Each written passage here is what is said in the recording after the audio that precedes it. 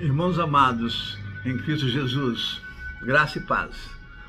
O Evangelho nos exorta sempre a sermos prevenidos quanto ao advento de falsos mestres e de falsas doutrinas. Você pode acompanhar isso em Mateus 24, em 1 Timóteo 6, de 3 a 11, em 2ª Epístola de Pedro, capítulo 2, etc. Mas todas essas referências se referem e se resumem muito bem naquilo que o apóstolo João nos diz em sua primeira epístola, capítulo 4, versículo 1. Amados, não acreditai em tudo, antes provai do Espírito, examinando se procede de Deus ou não. Deus, pois falsos profetas virão, né? Essa é a advertência. Mas você pode perguntar, como fazer esse tipo de exame para termos alguma certeza, né, quanto aos falsos mestres? Pois bem, nesse mesmo capítulo aí, o apóstolo João, no capítulo 4, né, versículos 4 a 6, João nos deixa uma boa pista, né? Quando ele diz que o maior é o que está em nós do que o que está no mundo. E nós temos o prazer de falar das coisas do Senhor. Mas aquele que não é do Senhor, ele não nos ouve. Eu não gosto dessas coisas. E nós sabemos disso, né? Na prática. Mas desde que falamos no outro vídeo, semana passada, da autoridade que Deus deu a Paulo, através de Cristo Jesus, ao afirmar que até mesmo qualquer pessoa, até mesmo um anjo, né, que viesse aqui entre nós para nos ensinar coisas diferentes de suas epístolas, então é para ser considerado maldito, amaldiçoado, excomungado. Está lá em Gálatas 1:8, né? Como também que todos nós compareceremos perante o tribunal de Deus e seremos julgados por Cristo segundo o Evangelho de Paulo. Isso está lá em Romanos 2:16. Então, daí eles digo que ficou mais fácil, né? Pois Deus não nos deixaria órfãos. Conforme João 16, de 12 a 15, o Espírito Santo que está em nós, ele nos guia e nos ensina todas as coisas. E nos dá autoridade para fazer esse tipo de julgamento. Veja em 1 Coríntios 6, de 1 a 5. Lá diz, se temos que julgar até mesmo os anjos, como não saber julgar coisas tão triviais? E o trivial aqui é o seguinte, o que não estiver no livro de Atos, conforme o costume da igreja primitiva, e conforme o costume dos apóstolos, é do maligno. Pois não pode ser que Cristo tenha vindo à toa, morreu em uma cruz só para nos trazer um evangelho que hoje não vale nada, que cada um faz do jeito que quiser. Nosso vídeo passado, num exame assim superficial, sem maiores dificuldades, vimos como exemplo o absurdo da igreja adventista do sétimo dia, guardando o sábado e não comendo carne de porco, em obediência à lei, além de outras bobagens alheias ao evangelho do reino. Mas hoje, sem muito tempo, pois sabemos que pessoas não gostam de vídeos longos, nem também os aplicativos, então vamos falar aqui superficialmente da religião católica. Sabemos que quando Cristo subiu às alturas, ele nos deixou os 12 apóstolos, e depois acrescentou mais um, que é Paulo, apóstolo aos gentios, que foi enviado a nós. Isso tudo segundo o livro de Atos.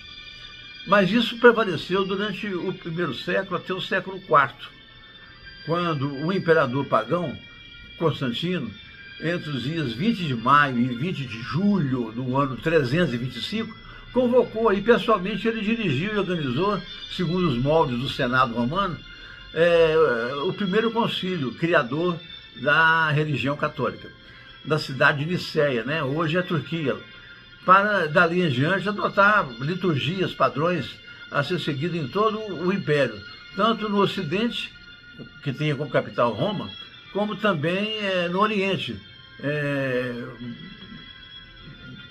com capital de Constantinopla, né, voltado para o Mediterrâneo. Hoje chama Istambul. Então, daí em diante, o cristianismo perdeu a sua essência e o vínculo de pureza da igreja primitiva, sem nenhuma observância aos valores de Nosso Senhor e de seus apóstolos.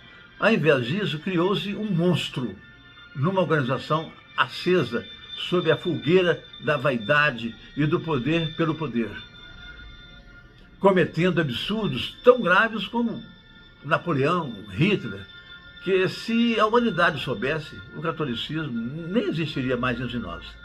Assim como a memória do povo é curta, apenas pesquisando registros históricos para se saber de coisas que falaremos daqui a pouco com você. O que é verdade, infelizmente, é procedente, né? Que se uma mentira for repetida 100 vezes, ela se torna uma verdade. E é desse artifício da mentira que a Igreja Católica ainda existe entre nós. Antes do imperador Constantino, o fruto da Igreja primitiva, a verdadeira, era tão grande que podemos afirmar que a morte dos mártires não foi em vão, pois já era tão grande o cristianismo que, mesmo perseguido e massacrado pelos romanos, estima-se que 10% da classe dominante imperial já era clandestinamente adepto ao cristianismo. Isso lá entre o Senado, servidores públicos, soldados, inclusive Helena Augusta, hoje chamada de Santa Helena, a mãe do próprio Constantino.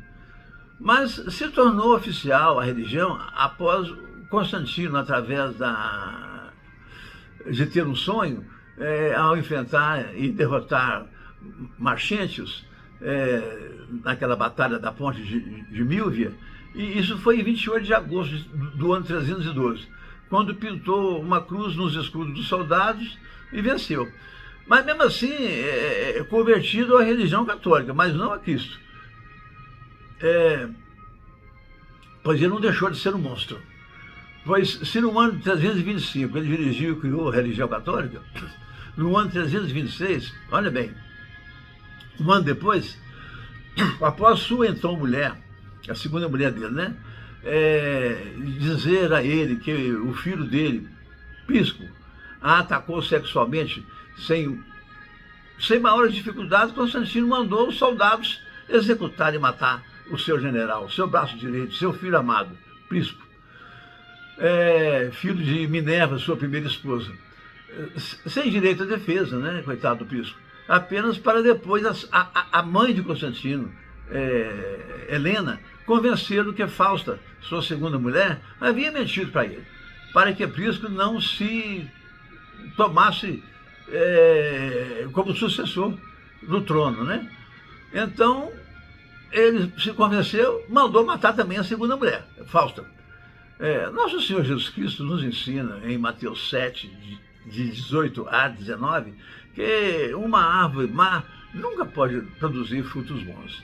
Daí haver a natureza maligna de Constantino contaminado sua obra-prima, seu catolicismo imperial, dirigida por ele e por Silvestre I, o primeiro Papa, convicto de que os pecados só são perdoados até o dia do batismo. Então ele recusou ser batizado, fazendo apenas quando estava doente para morrer, conforme ele fez. Mas sua religião, posteriormente, praticou horrores ainda maiores do que ele, pois criaram na Europa os famosos tribunais da Santa Inquisição, na França, na Itália, na Alemanha, etc. Assim, esses assassinos condenaram e executaram milhares. Como exemplo, estima-se que só na Inquisição portuguesa fez-se 40 mil condenações. A espanhola estima-se, ela foi extinta no ano 1834, mas estima-se que cerca de 300 mil condenações foi feita pela Inquisição espanhola. Mas em Roma, era o próprio Papa que ordenava as execuções. Há um registro muito interessante de Giovanni Battista Bulgatti, o carrasco do Papa, que usava anotar detalhes sobre suas execuções, pois ele era pago por cada uma das 516 execuções praticadas só por ele. apenas entre o 1796 a 1865, pelo Papa Pio IX. Não rie, mas a palavra pio quer dizer piedoso, rico em piedade e misericórdia. Já que estamos falando dos pios, pasmem, mas durante a Segunda Guerra Mundial, mesmo antes do seu início, o silêncio da religião católica já havia sido comprado pelo ditador italiano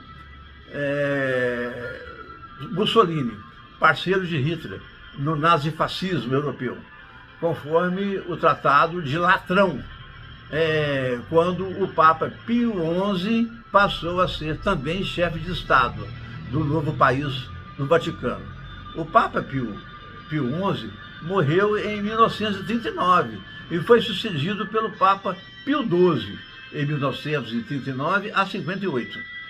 Ficou conhecido por seu silencioso barulhento, pelo seu silêncio barulhento, diante do holocausto de 6 milhões de judeus. Ele ficou calado, emprestando ainda as irmãs de caridade para funcionarem como enfermeiras, lá de Hitler. Há também registros de suspeitas de que o Vaticano havia fornecido passaporte para facilitar a fuga de nazistas para a América do Sul. Há um caso engraçado do Papa Gregório IX, em 1241, que amaldiçoou os gatos e determinou que fossem exterminados. Essa paranoia papal quase erradicou os felinos da Europa, o que resultou com o aumento dos ratos e, com isso, o surgimento da peste negra. Mas seu sucessor atribuiu o surgimento da peste negra ao castigo de Deus por causa das bruxas. E assim, estudiosos estimam ter havido na Europa e em colônias americanas cerca de 50 mil condenações de mulheres consideradas bruxas. Assim, o malefício do catolicismo trouxe à humanidade tem seus efeitos até hoje. Continuaremos sobre isso noutro vídeo.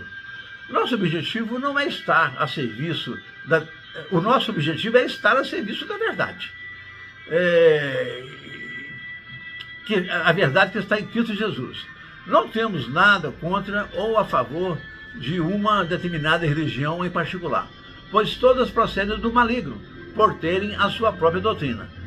Posto que nem Cristo nem Paulo ensinaram religião alguma, mas faço apenas pelo dever contido em 1 Timóteo 4:6, de ser um bom servo de Cristo, ao ensinar a verdade. Orem sempre, orem por todos, orem uns pelos outros, mas orem também por mim, pelos meus olhos, por favor, para que eu possa continuar mostrando essas pérolas raras do Evangelho do Reino. Amém?